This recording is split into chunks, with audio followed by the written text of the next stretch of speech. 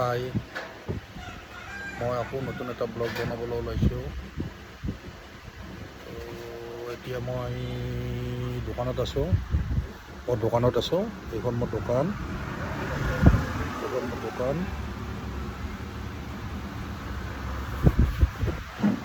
এইখন মোৰ দোকান।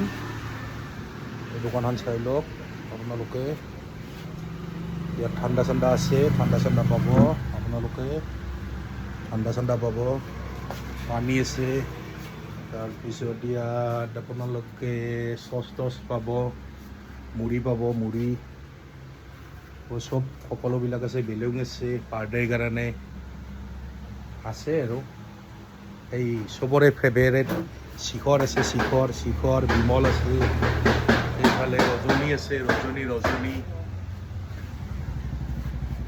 তাৰপিছত এইফালে চিগনেচাৰ আছে, এই চিপছবোৰ আছে, এইবোৰ আছে চিপছবোৰ। আপোনালোকে কাইলৈ আহিব পাৰে আৰু মোৰ ব্লগটো আপোনালোকে চাব, ছাবস্ক্ৰাইব কৰিব, লাইক কৰিব।